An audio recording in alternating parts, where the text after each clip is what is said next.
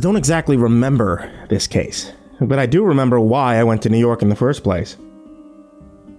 I went between cases, checking out the beautiful fall scenery on the East Coast. One night I drove past a billboard in upstate New York. Someone in a black silhouette stood beneath it, walking slowly down the road. I didn't think much of it. A few miles later, however, the same ad was again set up on a different billboard, and under this one too was the black shape of the tall man. This time he wore a wide-brimmed hat. The billboard was an ad for some tourist attraction in New York City. I slowed down, thinking that it could be a coincidence. Someone was simply moving out of the shadows under the sign, perhaps trying to cross the road. He was walking toward me, after all, except he didn't seem to be getting any closer, and as I watched, the lower part of his shadowy face split open. Slowly, very slowly, a row of shiny white teeth appeared. A grin. That flash of white startled me. I glanced away for a half a second, and then I looked back. He was gone. I hadn't planned on checking out New York. It was too crowded. But I took it as a sign and headed there anyway. And nothing happened. No ghosts, no stories. I ended up wandering Brooklyn for a few hours, then driving away disappointed. I didn't think about it much afterward. It's been nearly a year since then. A few weeks ago, I was up late going through all my transcripts with the intention of finding suitable ones to post here and send to IHK. At some point, I went outside to have a quick smoke. When I came back, this document was on my desk. I didn't open it. I didn't even know how it existed. I read through, confused and unnerved. The doc was untitled, and it wasn't saved to the folder where I kept the rest of my case transcripts. Combined with the fact that I had no recollection of the events herein, there's no way I would ever have found this document in the bowels of my laptop, unless of course some shadowy hand waited until I was away from the computer, came in and pulled it up for me to see. I immediately felt that it was significant. Like I said, though, I have no memory of the occurrence in these transcripts. Nothing happened in New York as far as I can recall. Can't answer questions regarding it. And there's very little follow-up I can take. I'll let it speak for itself. Case file. The dead girl. Location, New York City, New York. Date, October 12th, 2017. Witness name. She calls herself Lazari. Let's go with that. Relationship to case. Subject. We sit in the husk of a building on one of the seedier parts of the city, lit only by candles cupped in clear glass bottles.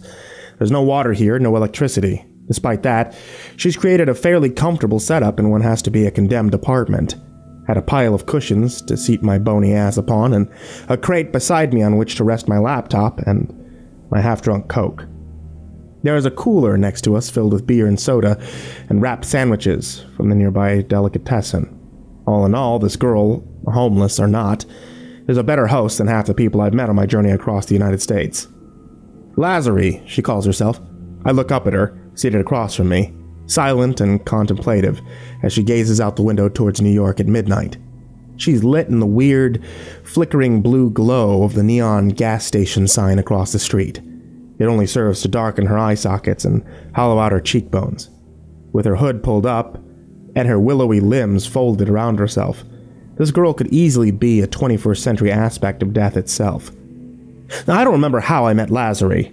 All I know is what she told me. And I know this. I was wandering the streets alone tonight, just a few hours ago. I happened to glance down an alley, only to see what I think is a shadowy figure as it disappears around the next corner.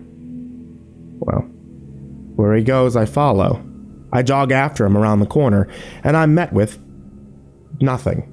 Nothing but dumpsters. And the neon red and white sign of the 24-hour barber/tattoo parlor at the end of the street.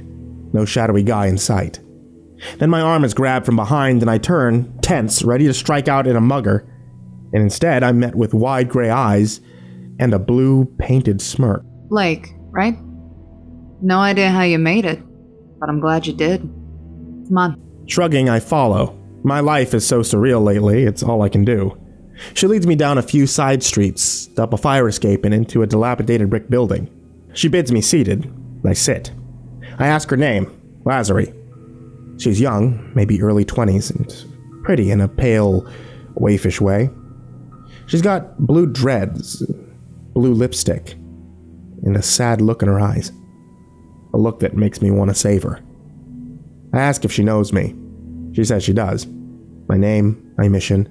In fact, she says that we've had a number of conversations so far. Emails, phone calls. I came to New York to speak to her. A second ago, I felt sure of why I'm in the city, led here by a shadow, but now I feel confused, displaced. I don't know if she's lying, but I get the feeling she's not. I start recording. So you wanted me to visit. I assume you have a story to tell. Yeah. How'd you find me anyway? I told you weeks ago where I wanted to meet, and you promised me you would. Bullshit, I thought, but there you were. That, I'm not sure if you realize, but that is pretty fucking amazing. You're like gifted or something, spiritually? Doubt it. I followed a shadow, and there you were. Guess it's not the craziest thing I've ever heard. I think you've got the touch of, like something about you, though. I don't think you're normal. I got a good nose for that kind of thing. I'm a wandering ghost hunter, with no friends, no home, and no real purpose. So yeah, in that way, I guess you're right. You have a past, though. Well, we're not here to talk about me. I want to hear your story. Why don't I remember anything about... Comes with the territory. And what territory is that? I'm dead, mister. I thought it might be something like that. Inwardly, I groaned. Crazy homeless girl likely about to proposition or rob me. I make a mental note not to follow my shadowy friend's advice anymore. You don't look like a ghost to me. Yeah, well, I'm not. I'm not a corpse either. I breathe, I eat, I interact with the living. I'm just not one. So, for all intents and purposes, you're alive. Well, no. I mean, I interact with the living, but that doesn't mean I can ever affect the living. What does that mean? You're talking to me, you led me here. I'd say you're affecting me. For now, yeah. You'll forget me as soon as you leave. Really? Like I said, we've talked before. I always have to act like it's the first time, explain my situation. You always seem cautiously interested. I always give you the same place and time to meet me, but I never thought you'd actually show. No one else ever has, and that's why I think you're special. That's hard to believe. Of course it is. It's just a theory anyway. I don't know how these things work. Maybe you're not special. Maybe it's the date. October 12th. It's my death date. I mean, congratulations? She sends me a withering look, and I chuckle. I don't know why I like this girl so much, but I do. Sit and spin, asshole. You want to hear about it or not? Well, I'm always game for a death story. Oh, yeah. And mine's a good one. It's one of my clearest memories. Shit gets foggy for me, but when your impact on everything is so meaningless, you wander around in a sort of daze. But I remember. You may not know it, looking at me now. I was a cheerleader in high school. Went to a local place, like 5 blocks down from here. I ruled that school. Hottest thing since a trash fire. You still have a picture of me up in the main hall, up on top of the pyramid. You can go look at it if you ever remember to. Everyone said I looked like Madonna, and this was the 80s, mind you. She was super huge then. But you were a teenager in the 80s? When I say I'm dead, Blakey boy, that means I don't age. Like a vampire. I fucking guess. You think I'm delusional. I'm withholding judgment. Tell me your story. How noble. Not like it'll matter what you think of me as soon as you leave. So okay. This was 1988. Middle of my senior year. I was head cheerleader, student body president. I had a literal gaggle of guys tripping over themselves for me. And unfortunately for them, I was my own stereotype. A bitch with a capital B. I legit got my kicks out of hurting people. I took pride in it. You've probably never been rejected by a girl in your life, Blakey, or you would know how I made some of those guys feel. Well, I've had my fair share of rejections, believe me. You're exactly the kind I'd go after, too.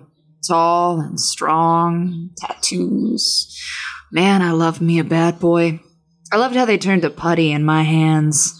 I loved making them cry. I'm flattered, and a little scared. Yeah. You know, I honestly think if things kept going the way they were, I would have turned out to be a total psychopath. Or addicted to coke. Oh, maybe both. So, I guess when I got diagnosed with leukemia, it was a blessing in disguise. Jesus. God, don't get all sad for me. Come on. It was the bad kind of leukemia. Myelogenous. Kind they couldn't cure. Like, insidious. I didn't even notice the symptoms until it was too late.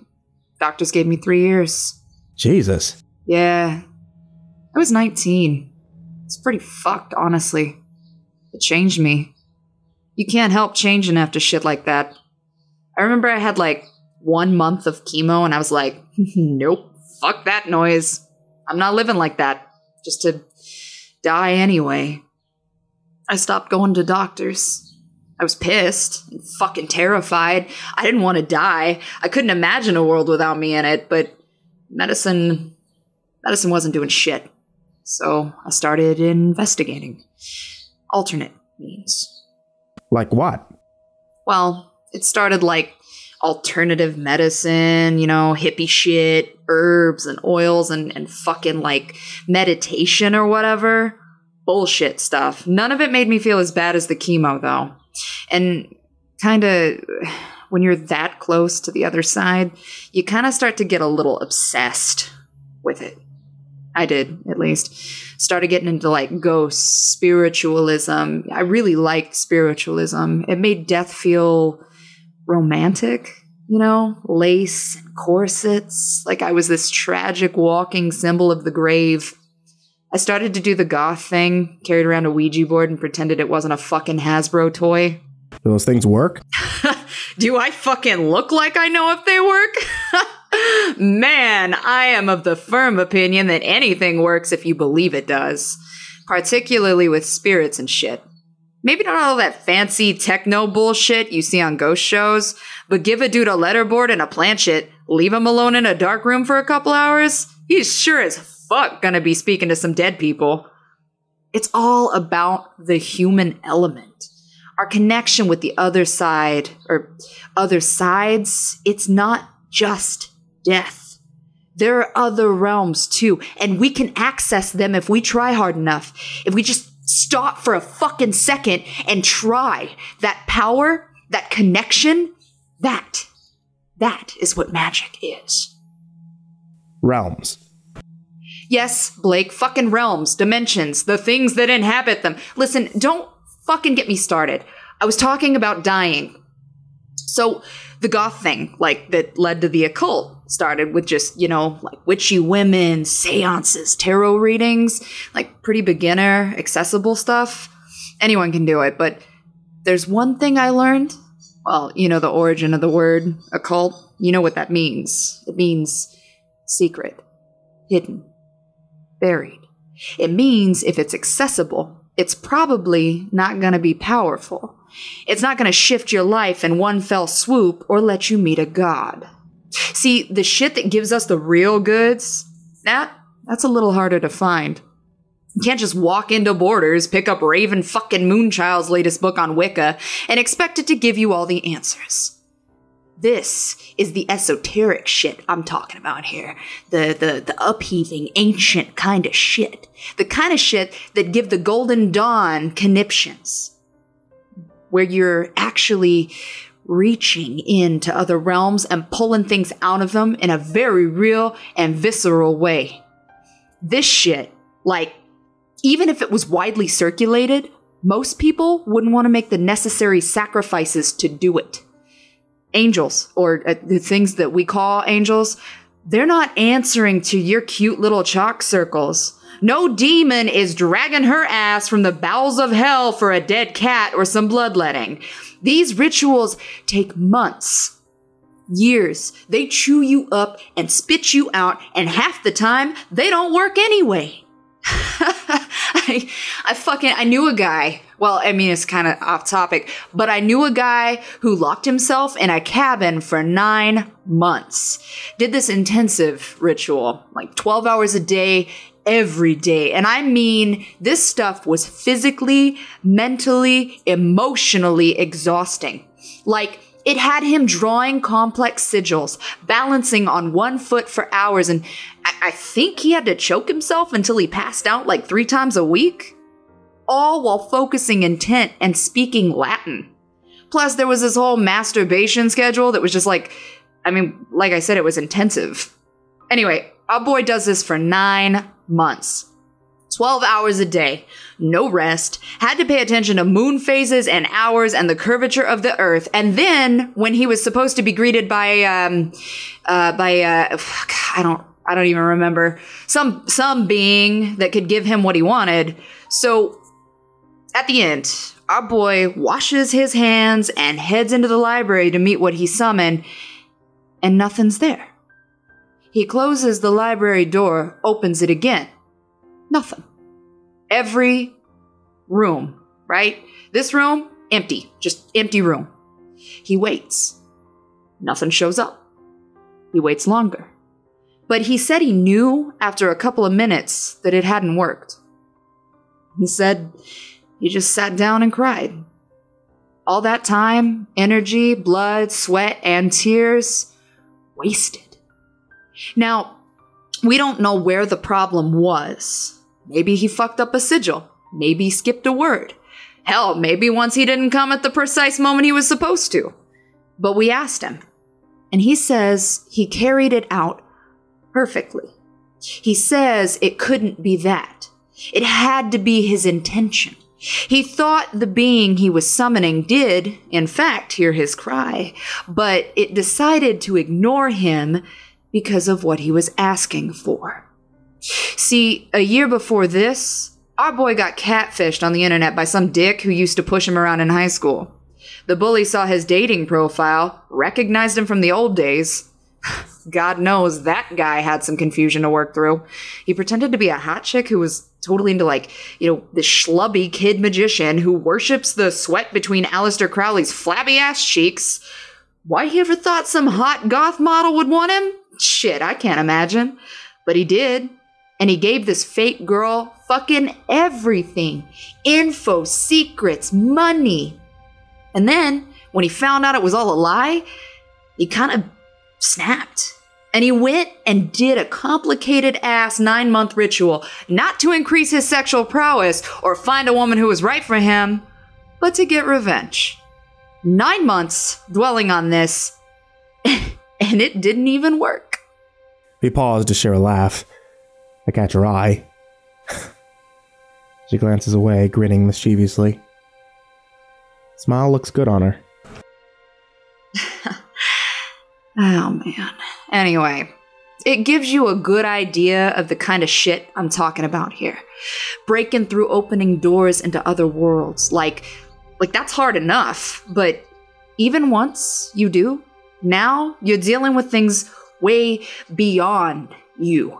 Things with their own agendas, and they may not like you very much. Is that what happened to you? Me? Nah, extra-dimensional beings love me. Your shadow friends, for example. They wanted us to meet. Friends? Like plural? Duh? I thought there was only one. Those things travel in packs. You know, they're kind of a phenomena, right? Shadow people, folks see them all the time. Yeah, I know that. But you seem to have your own little following. They're interested in you. Seems like it. Don't understand why, though. You psychic? I shake my head. Or maybe in your childhood. Did you ever see shit? Things you thought were like hallucinations? Nope. Before, well, a couple years ago, I never had any experiences. Huh. Weird. Usually gifted people sense something at different points in their lives, but you're saying, before whatever happened to you, you were effectively a rubber plug on the end of a spiritual wire? Dead stop. That's the gist. She's looking at me now, frank and fascinated. I avert my eyes. Huh. That's really something. It's not that interesting. No, actually, it is. Actually, I don't think you realize just how interesting you are, Blake. You know, things like your shadow friends, they're usually not going to focus on any given person. Same as you'd ignore a fly on your windowsill. So the fact that you're not even spiritually gifted to begin with, and they're still following you, that's about the most interesting thing I've heard in a decade. Lucky fucking me, I guess. Probably the opposite. My guess is you had some really terrible shit happen to you. Shit that involves other realms. Way more than a fucking haunting. Shit most people can't even imagine. Am I right? We're not talking about me. I knew it. And when it was over and you came out on the other side instead of running for cover, holing up and trying to find a bit of fucking normalcy, which, by the way, is the usual human response, you decide to leave everything behind. You decide to wander around the fucking country, chasing exactly the kinds of things that fucked you up in the first place. So of course these shadowy fucks are swarming you. Of course you're experiencing the shit that you are. You fucking earned it, Blake. And all your pain and anger is just icing on the cake. You're saying I wanted any of this. No, God, no. Of course I'm not. But you took the bull by the goddamn horns, didn't you? You're earning every scrap of knowledge that comes your way. I'm not in it for, I don't know, power or whatever. I know. I think that's part of it. You're genuine. You're kind of, like, pure in a way.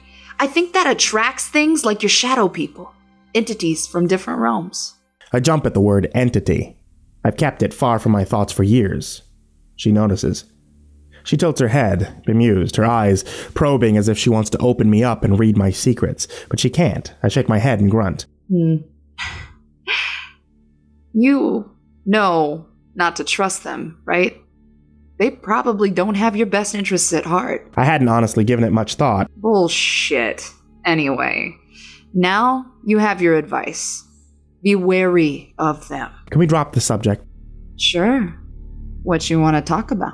Jesus Christ. Okay. Keep your panties on. Where were we? Oh yeah. My death. So, I got in with a group of, we'll call them magicians. They have all kinds of names they like to use. People like our boy I was talking about. I was a total neophyte, but I was eager to learn. And they liked that. They felt sorry for me. Plus, I was fucking their leader. I'll spare you the details, but that group opened a lot of doors. Someone met someone, you know, who knew someone else who'd heard of this guy up in the Dolomites. Supposedly, he was able to cure what ails ya. At this point, I was really sick. Tired. My joints ached. I was stick thin. But despite all that, we got up enough money and I boarded a plane to Italy and hiked up into the mountains with nothing but a backpack. I never saw my friends again. The magician, my best hope, his name was Massimo. He lived in a mansion in the mountains, about as far from civilization as you can reasonably get. At least, reasonable for someone as used to luxury as Massimo. We'd written letters, but I wasn't ready for how young he actually was. Couldn't have been out of his 30s, which, for someone with his kind of reputation, was kind of crazy. I don't know, though. He told me he had met Al Capone once, so maybe he was older than he looked. I think I knew as soon as I saw him, like, this was a mistake. The smile he gave me when he first opened his door... Almost 30 years, and I still remember that smile. Like I was a piece of meat he was gonna salt and throw in the oven. No one had ever made me feel like that before. He was outwardly friendly. Funny. I decided a couple hours in, my first impression was wrong. I mean, there I was, first trip abroad in this beautiful Italian mansion with a guy that literally embodied tall, dark, and handsome. And oh, he was charming me, giving me wine. As the night went on, I got the impression that, that he expected me to sleep with him. Like, that was already decided. So, I did. It felt... I think he was doing some kind of magic during... We were bonded. I can't really explain. I felt it. He said it had to be that way. I had to give myself to him. Totally. For all of this to work. And so I did. I was so hopeful. But to him, I think I was just an experiment. To see if he could do it. He never flat out lied to me. I'll give him that. He'd say like, you want to stay on this earth? You know, like, yes, obviously. You want to be free of sickness? You want no pain? Yes, yes. And he'd say, forever? And I'd shrug and take it as hyperbole, like, yes, forever? And we shook hands and he took a drop of my blood. And that was it. And before you ask, no, Massimo wasn't the devil or anything, but like, he had power and he knew shit that I don't think was meant for human eyes. Shit from like beyond us. He used to mention something called the Society. Something like that. They had something to do with him learning magic. Or maybe he stole it from him. He was really vague about it, like secretive. But he had a book. He never let me near it. I don't know what it was. Kind of glad I don't. Just the thought of opening that thing. He was so far gone before I even met him. So the ritual, yeah. I spent more than 6 months up in that mansion. We did magic every day. Most of it was prep. There was sigil making and sex and bloodletting and screaming and meditation. I cried a lot. It was the hardest thing I've ever done, but I was in it. God damn it. And finally, on October 12th, Massimo came to me. I was so sick by then, I could barely get on a bed.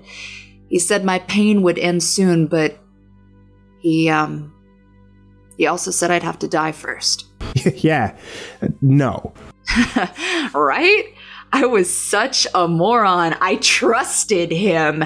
As we walked to the ritual chamber, he explained, death is the end of a cycle, winter into spring. You must go through it to start again, and you must go through it 9 times, and 9 times 9, and 90 times 9, until even death cannot touch you. In my head, I was like, this sounds like some woo-woo bullshit cliche. Figured he was talking about like a metaphorical death. So we enter the space. Sigils burned into the floor. I strip naked. He's chanting, I don't know what language. He has a beautiful ritual dagger. And he runs. Runs the blade up and down my body, and he pauses with its tip against my... She closes her eyes. She looks like she's torn between pain and ecstasy. As flesh, he says. As earth. And he stabs me in the heart. She presses a shaky finger between her breasts, as if by doing so she can conjure the feeling more wholly. I watch her. I let out a shaky breath as she does. I remember the pain, like nothing I'd ever felt before. I fell. Massimo fell with me, and he stabbed me again. Between the ribs. Again in my side. I remember it scraping against my hip bone. Again in my neck. And that was when I passed out, but he kept going. I know, because I still have his souvenirs. Lazari raises to her feet and lifts the hem of the t-shirt she's wearing, tugging it over her head and tossing it to the ground. I start to protest, but I fall silent when I see the scars. Dark, raised lines against her pale skin. Each about 2 inches long, the width of a large knife. Some are knotted, as if healing came hard. Others are almost perfect in their symmetry. And there's dozens. Jesus. She sits back down wearing only her black bra, not bothering with a shirt. I decide not to press the issue. Her nakedness isn't important. As she turns slightly to grab her cigarette off the windowsill, I see more scars up and down her back. between the jutting bones of her spinal column, peeking up from her pant line. I look away. It's cute, right? She watches me intently. I meet her eyes, trying to smile. It caught me off guard, too. Massimo hadn't mentioned, or, not in so many words, that as flesh, as earth thing. I don't think that was part of the spell. I think he was trying to let me know what was up. Fucking Massimo. Right? So that was my first death. First? 9 times 9, remember? And 90 times 9. I don't remember being dead. When I woke up, we were in another room. Massimo was stalking around muttering. He had blood, like, everywhere. His face, his hands, his clothes. It was still wet. God, it hurt. Massimo turned and saw me, like, finally, he said. I was dead for 7 minutes. Should have been no more than 5. Said it like it was my fault. I think I was in shock. Maybe that's when I saw who he really was. Like the first death broke his hold on me. Washed clean. I saw that he was a monster.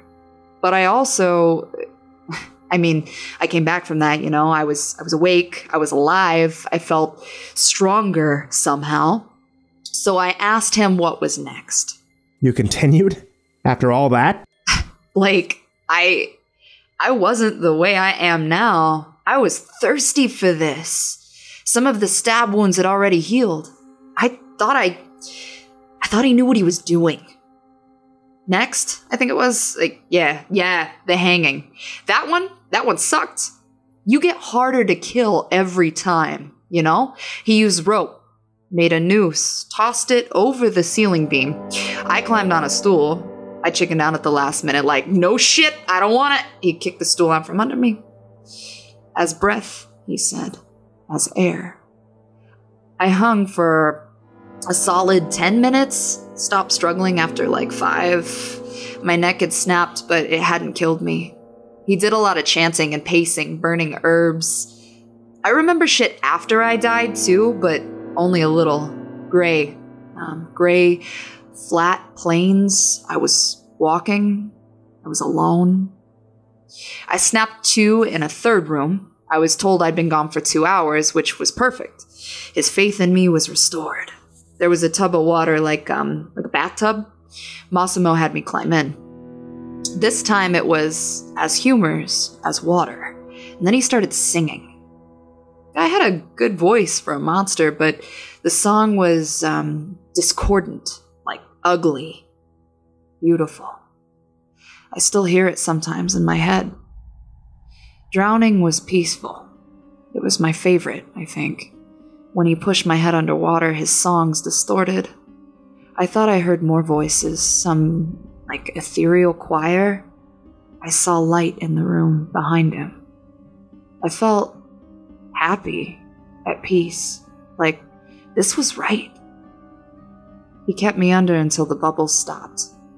What I saw of death that time, or maybe it wasn't a realm of the dead, but I was wandering dark hallways. A labyrinth. Looked like an old mansion, kind of like a Baroque look. Elaborate. The furniture was old, disused. All the windows were covered. Really heavy brocade curtains. There were tons of doors too, but all of them were locked. Mounds of gray dirt were pushed up against them, like buttressing them from the inside. The windows too. Lots of the curtains had big piles of dirt in front of them. I passed a fireplace at one point. It was filled with dry earth, packed up into the chimney. The place felt insulated, encased, like inescapable, like it had sunk into the ground. I knew there was a door for me somewhere, though, somewhere in all of the infinite empty hallways. A door just waiting to be opened. I had to find it. And that's when I woke up. I was outside. I remember the stars. Massimo had me on a stone slab in the center of his courtyard. I was cold and wet. My eyes stung. There was some kind of weird smell, like a chemical smell. Massimo looked tired. He was ready for this to be over, but we were barely halfway through. His voice was cracking and his hair was all crazy. He looked like he could barely lift his arms.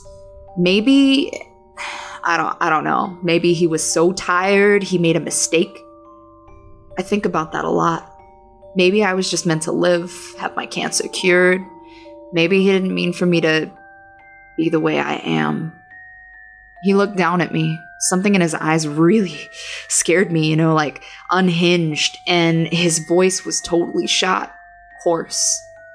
As spirit, he said, as fire. And a split second before he lit that match, I realized I wasn't soaked in water. She pauses here, clearly reliving something very painful. I watch her hug herself, bury her face into her knees. I burned for a long time. A really long time. Longer than, than someone should be able to. It was the worst death, bar fucking none. I don't know how long I was dead that time, but there was endless black. And far away, all around me, a sphere of light. Colors. Like an aurora. Colors I'd never seen. And I was part of them. Or I needed to be. I was struggling to get to them, but I was being dragged away. Back to where I came from. Back to the fire. I only looked back once, but I saw it in its fullness. Like a vast eye in the darkness. It watched me go. It could have stopped me, but it just watched me go. She's crying. I let her. I move next to her. I hold her for a long time until she's ready to start again. Yeah. Fuck you and your big, strong arms. Sorry. No. Don't be. You think after 30 fucking years? Anyway, so then I woke up. We can stop. No, we can't. You might be my best chance at a permanent fucking record, so listen the fuck up and keep recording. Aye, aye, Captain. Okay, so I woke up. I was still on the stone slab outside, but it was morning. That was it. Ritual over. Wait. What was the 9 times 90 and all that? Well, I guess there was some room for hyperbole after all. I wanted to ask Massimo that very question, though, but he wasn't there. He just left you? Well, I showered, got dressed. My body wasn't burned up. No idea why. The stab wounds stuck around, but they were already scars by then. None of the other deaths left marks. And I honestly felt great. Like, amazing. Better than I ever had. I was actually happy, despite what I'd just been through. So I wandered the house for a while. Called for Massimo. I wanted to thank him. And I finally found him in his bed. Sleeping. All washed and cozy. Pissed me off. He just left me out in the garden like a fucking rake. So I woke him up. He springs out of bed, like all panicked. Who the fuck are you? What are you doing in my house? And I'm like, really, dude? We've lived together for 6 months. And he's like, get out. You won't believe me. Says he has no idea who I am. So obviously I'm baffled, hurt. He's threatening the cops. And I'm like, okay. And I go and get my things and I leave. Just like that? Well, no.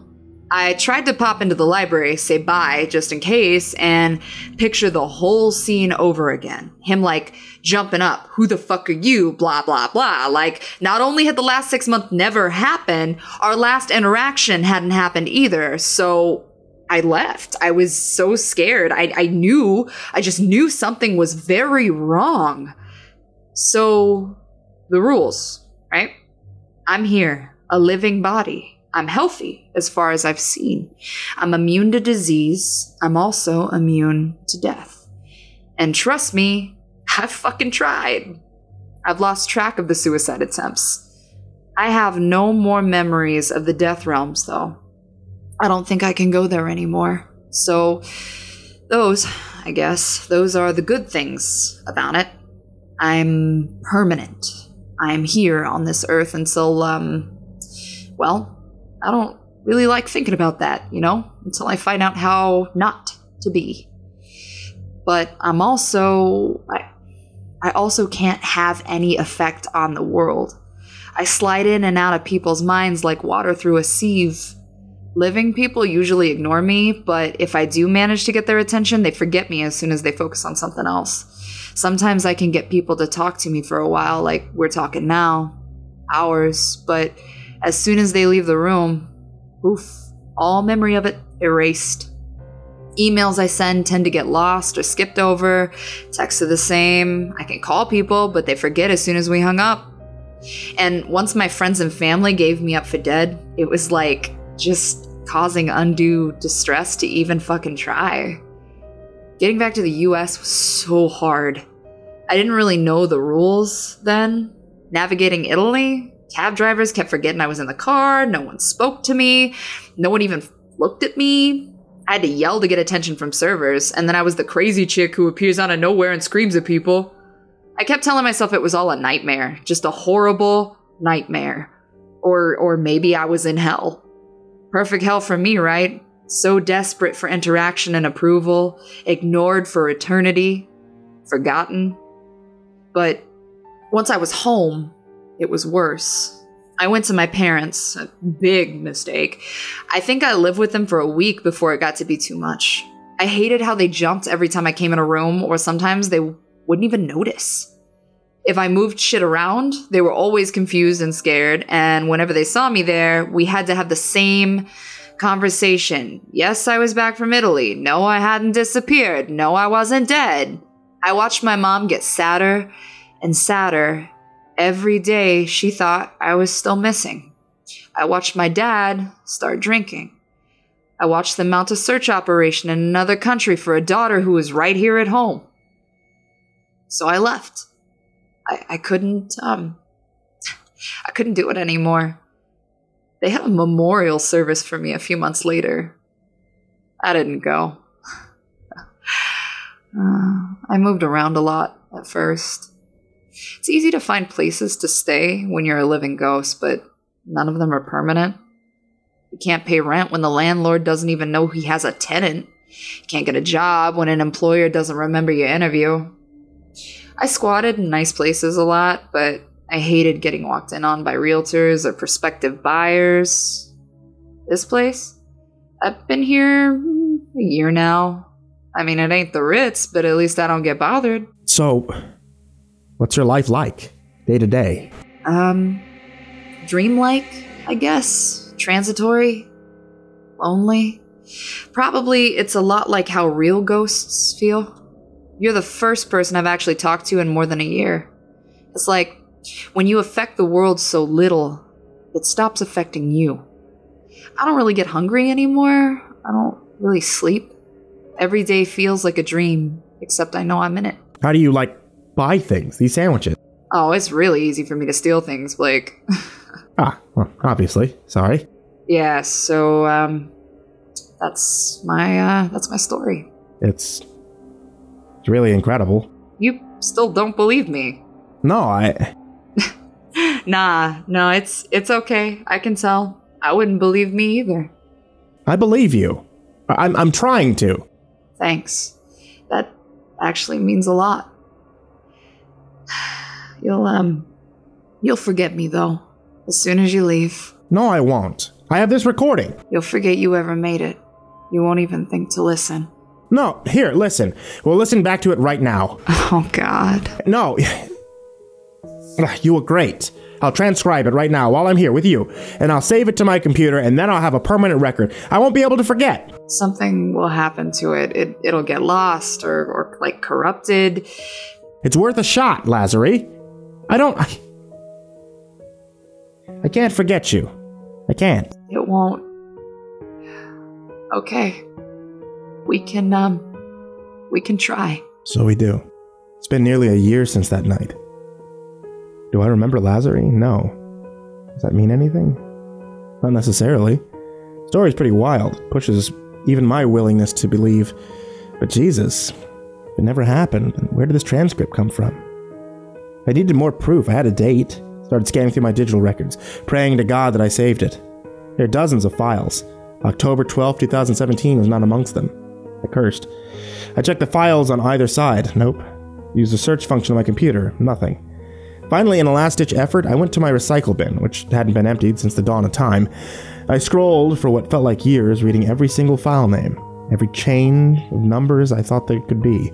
And finally, near the bottom, somehow surrounded by files much older than it, I found her name. Lazari. I was practically shaking as I restored it to my desktop. I opened it. My voice came from the speakers, crystal clear. So you wanted me to visit? I assume you have a story to tell.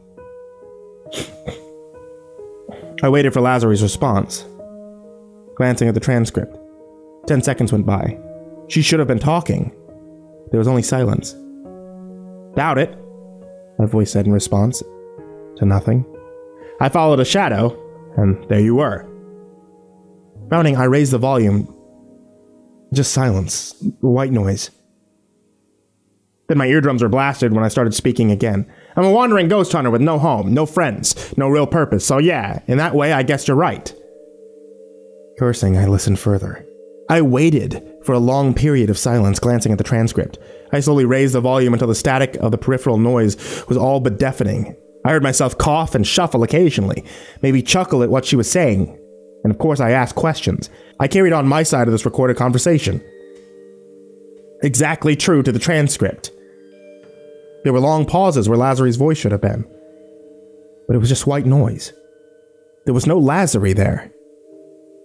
Except, every so often as the recording progressed, I thought I heard a voice beneath the static, far away, soft, feminine. So faint it could be imagined. But I like to think it's not. I like to think maybe that a year ago I sat down and spoke to a beautiful girl. A girl who was very alive, very real. A girl who was flesh and bone, warm and breathing. A living girl whose recorded voice only left an EVP. She affected me profoundly. And I've completely forgotten her. But as I listened to the static in this recording, listened to it over and over, her soft words became a bit clearer. Her voice begins to strengthen, if only a little. I think I'm starting to remember.